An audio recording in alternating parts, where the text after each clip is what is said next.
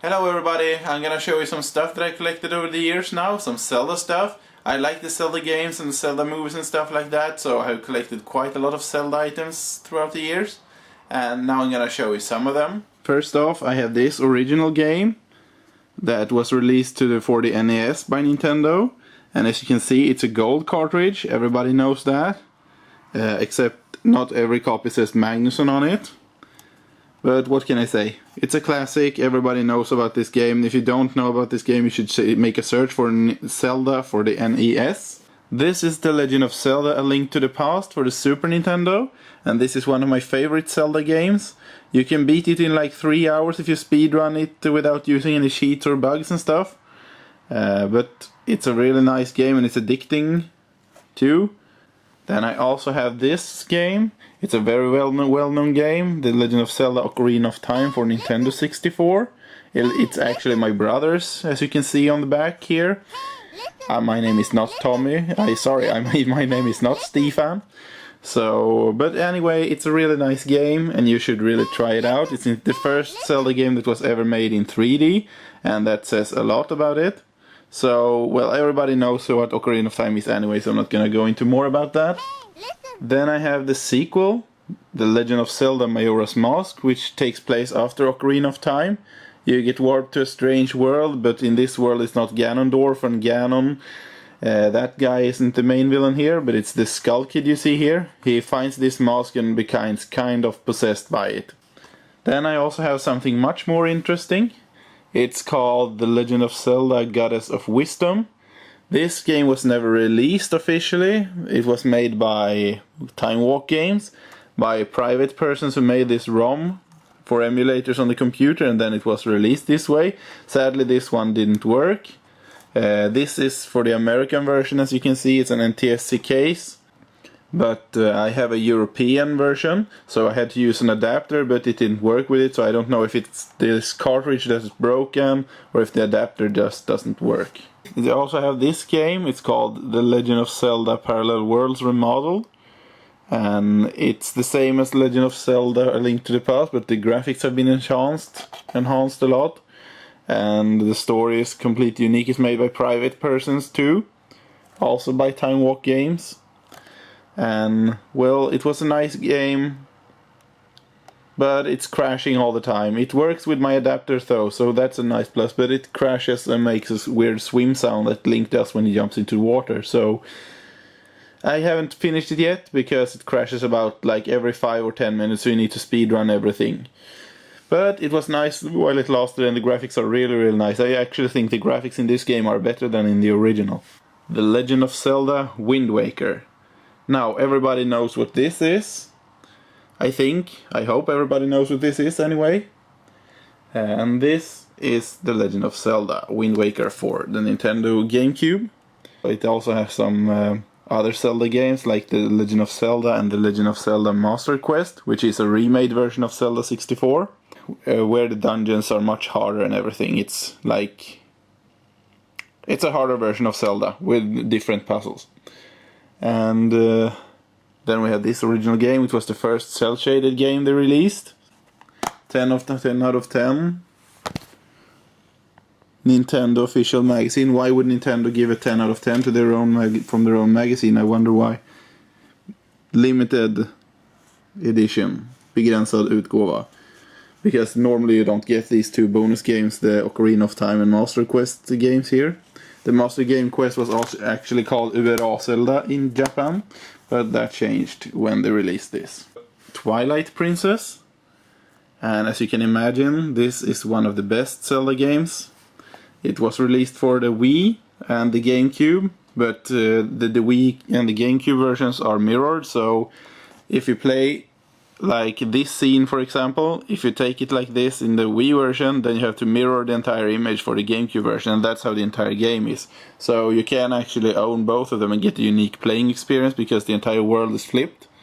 But this game I really liked. It had a lot of depth to the story. The graphics were incredibly good. It was very dark. It wasn't so cartoony like Windwaker was.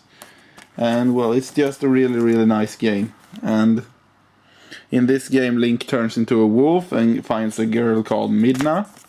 And I'm not gonna spoil anything, but Midna has a very important part to the story later on, near the end of the game. But yes, this is definitely one of my favorite games, together with Ocarina of Time and A Link to the Past. And I recommend everybody to buy it, especially if you like darker games. I also have this game for the Wii. I actually bought it when I bought my Wii U. So I just recently played it, the Skyward Sword.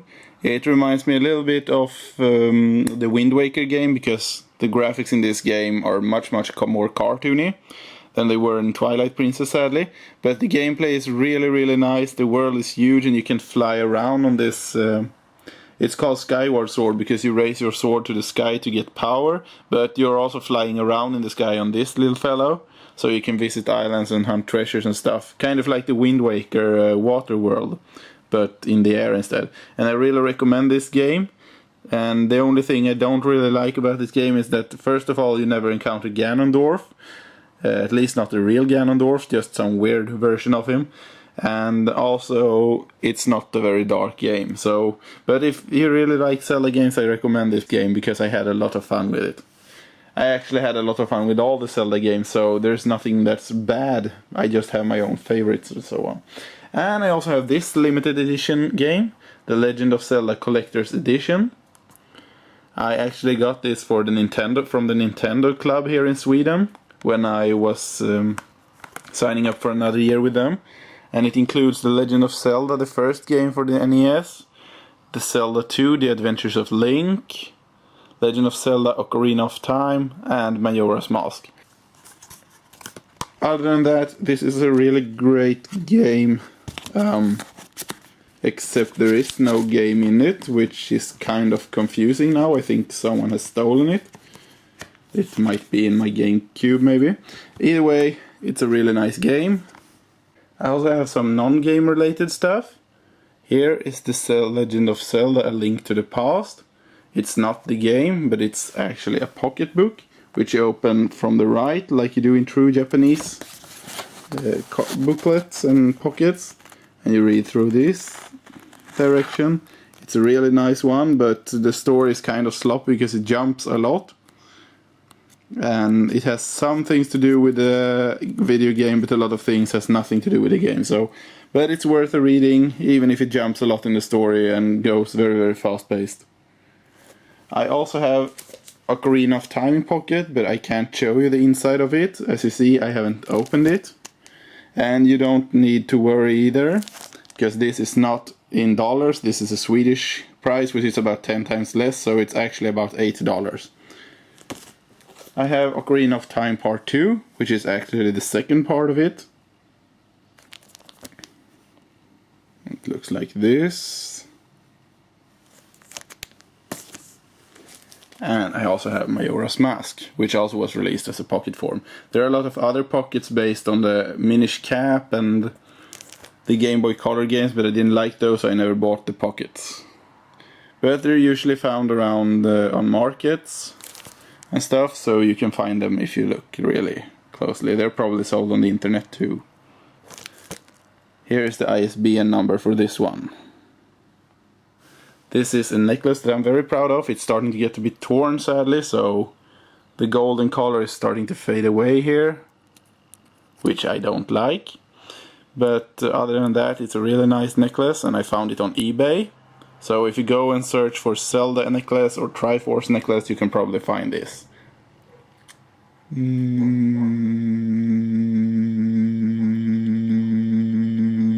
I also have this last final piece. It's a pillow, and I didn't buy the pillow on the internet, but I bought the case on the pillow. So this is how it looks like. I think this is Sant in the background, so it has to be from Twilight Princess. and it's really nice. With the Triforce embedded here, with the Skyward sword wings. I think they're in Twilight Princess 2, to be honest. And it says The Legend of Zelda. The printing quality is not very good on this, but it's still a really nice pillow to have compared to this boring grey one and this black one. So this is a really nice stuff. You can find this on eBay too if you go and search for Zelda pillowcase. They had a very limited amount of them though, so if you want to buy one you should hurry. I hope you like this video, and if you want to, you can also subscribe to my channel. I don't know if I'll show you more Zelda stuff, but I'll show you more gaming related stuff, and I'll definitely show you some anime related stuff. So give my channel a try and check out some of my other videos I made. I'll provide some links here for you. And well, have a really nice day, and I hope you come back to my channel to visit for some more videos. Peace and out.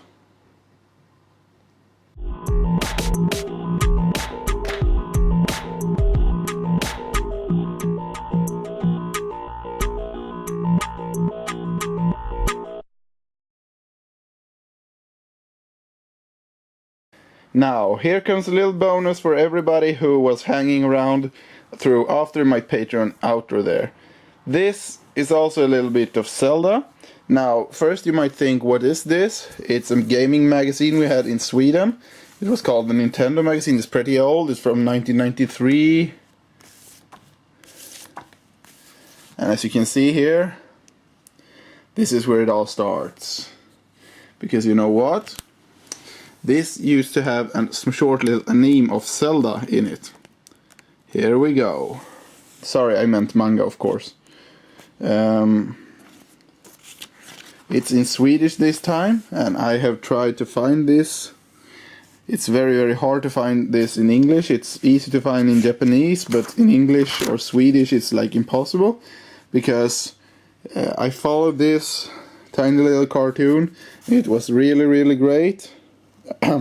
It was really great, and Link is actually turning into a wolf and stuff in this. So, and here you have Aghanim. It's based on the Link to the Past, by the way, and it's a really nice one to read. I remember every time the Nintendo magazine arrived, I was like, well, yay, it's gonna be a new Zelda. They actually had a Mario comic they used to run too, but yeah, this anyway is a really great comic.